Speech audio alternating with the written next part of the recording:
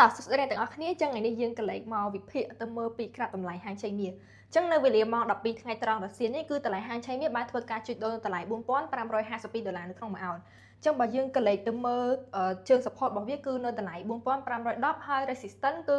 នៅចន្លោះតម្លៃ$4610និង$4582នៅក្នុងមួយអោនចឹងនៅក្នុងនេះសម្រាប់ផែនការទិញលក់បើសិនជាតម្លៃហាងឆេងមាសវាឡើងទៅតេស្តនៅតម្លៃ resistance របស់វាគឺ4582វាអាចនឹងធ្វើឲ្យតម្លៃនេះគឺមានការកើនឡើងទៅតេស្តនៅតម្លៃ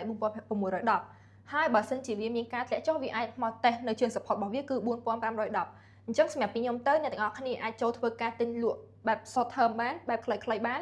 ហើយមួយទៀតអ្នកទាំងអស់គ្នាអាចចូលធ្វើការទិញលក់នៅក្នុងរយៈពេលខ្លីហើយអាចកាត់យកផលចំណេញបានភ្លាមៗបើសិនជាអ្នកទាំងអស់គ្នាគិតថា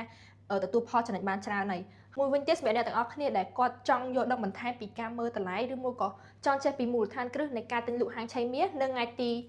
15នៅខែឧសភានេះយើងមានកម្មវិធីសិក្ខាសាលាមួយពីមូលដ្ឋានគ្រឹះក៏ដូចជាការវិភាគទៅមើលក្រាបតម្លៃនិងផែនការទិញលក់ជូនទៅកាន់បងប្អូនទាំងអស់គ្នាអញ្ចឹងបញ្ញាប់រួចរាន់ឡើងចុះឈ្មោះពីឥឡូវនេះចំនួនមានកំណត់អរគុណ